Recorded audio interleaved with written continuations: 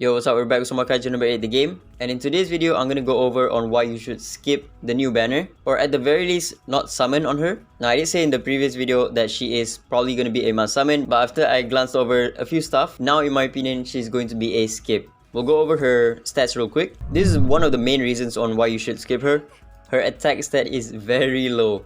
She has really good speed though, 112. It's the same as number 10 Hoshina, but her attack stat is only 874. To put into perspective, that's the same amount of attack stat as this Isao as well, slightly higher. Comparing her stats to number 10 Hoshina, she has the same speed, but her attack stat is like 150 points lower. Now the second point on why you should skip this character is her weapon is a spear. It's not using X. There hasn't been any previous spear that I know of that you can use on her. So if you want to use this new Hikari to its full potential, then you need to pull for her and her weapon.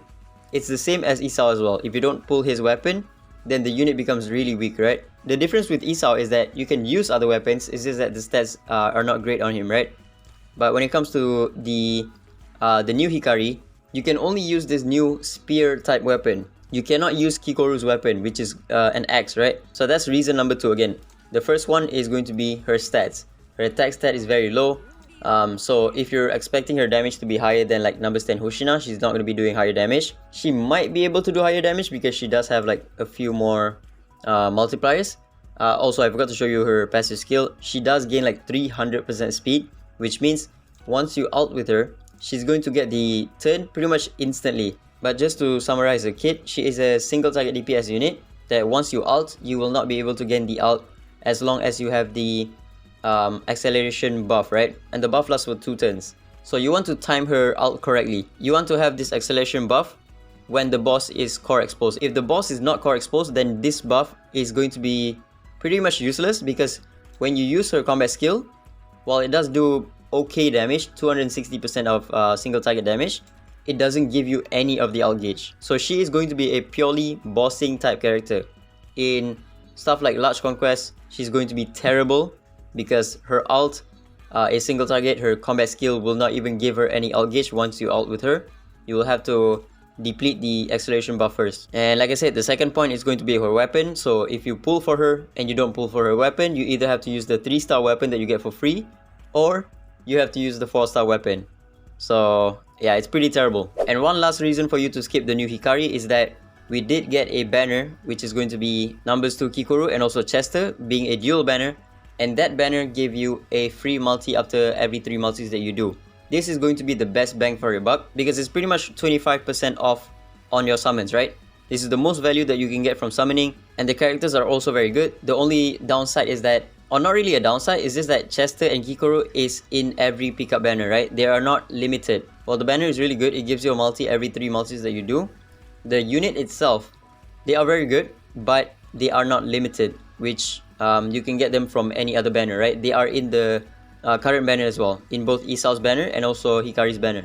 And the reason why I mentioned their banner is because we might get a similar banner to this when they do release a new OC character, which is going to be this one, Suited. She's been teased in the story for quite a bit now. I think she might be released in either chapter 6 or maybe chapter 7. And alongside her, we probably might even get another OC of the main cast as well.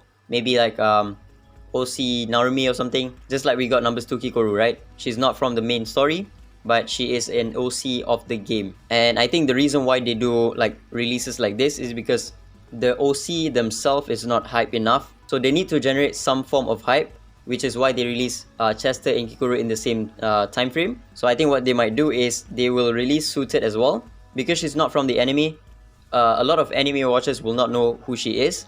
Only those who play the game know who she is, right? In order for them to create some form of hype, they also have to release another character alongside Suited. So yeah, again, like I said, it's probably going to be like a new Narumi, or maybe, I don't know, a new Kafka or something. Who knows? But when they do release 2 banners like this, most likely it's going to be a festival type banner, just like these 2 right here. And this is the type of banners that you want to summon on. Okay, now that I've given you 3 reasons to skip the new Hikari, I'm also going to give you 1 reason on why you might not want to skip on Hikari. First off, let's take a look at her banner. The appearance rate, we can see that the new Kikoru, numbers 2 Kikoru, is in the banner, and also Chester as well, numbers 10 Hoshina is also in the banner, and Mina is also in the banner. Her banner just left, and she's already in the banner. Insane. So again, her banner is pretty good. You might get lucky with numbers 2 Kikoru or even Chester. Chester's dupe is very good. His A1 is one of the best ascension in the game. But the main reason on why you want to summon on the new Hikari is that she is going to be limited. The character and weapon listed above, as well as the 4-star weapon, blah blah, are available for a limited time in this gacha. They may be available again in the future. So unlike Isao or Mina, she is going to be limited just like Narumi, right? Just like Sagan, just like a bunch of other limited characters. So it's gonna take a while for her to return. And you should probably know this by now, but Sagan, she released like over 2 months ago, and I don't think she's made a return since. So it might take a while for her to return, just like the new Narumi. It's probably gonna take like 3 to 4 months for her to return, because she's going to be a limited character, right? If you go over to Isao, he is not limited. The character and weapon listed above are scheduled to appear in future pickup gachas after this one ends. So right after this, his banner ends, the next pickup gacha, he will be in that banner, unlike the new Hikari. So she's going to be very limited, just like Sagan. And you know how good Sagan is, right? She is the best tanker in the game, best hunter in the game. And if you don't have a Sagan, you're gonna struggle with a lot of content. In some cases, you might even need to have an A4 Kaiju number 8 to compensate for not having a Sagan. That's how crazy it is. So yeah, that's about it. Those are all the reasons on why you should skip on her or summon for her. Again, the 3 reasons to skip on her is going to be her stat is very low. Her attack stat is lower than numbers 10 Hoshina.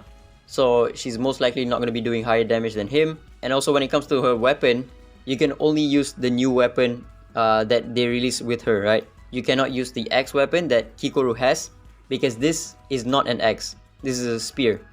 Unless I'm proven wrong, maybe you can use the X, but most likely you cannot use the X. And then for the last reason on why you should skip on her is that we might get a banner similar to like Chester or Kikoru when they do release suited, maybe sometime in the next month. And that's where you want to spend all of your gems on. And as for the reason on why you might want to summon for her is that she is going to be a limited character. In my opinion, if you have the new Narumi, you don't have to summon for her, because the new Narumi can do what she does, which is going to be break the wind plating, which you can expect to for them to spam a lot of this plating, by the way, in a lot of content. But again, if you have the new Narumi, you can also use the new Narumi's ultimate to break the plating. You can also start building up your Kaguragi right here. He's also double typing as well, shot and wind typing. But the problem with him is that he only does the double typing on his combat skill.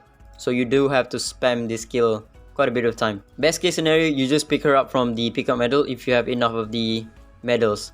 Because again, she's going to be limited and it's going to take a while for her to return. Her weapon, even without her weapon, you can still use her for her utility. Just that her damage might not be the best. And yeah, that's about it. I'm just going to be picking her up from the shop. I won't be summoning for her because I'm saving my gems for the next banner, which probably is going to be the dual banner. And yeah, let me know if you summon for her or not, if you got lucky or unlucky. When it comes to this banner, you really need to get lucky. You need to pull for her and her weapon as well. So yeah, good luck. That's about it. Ciao.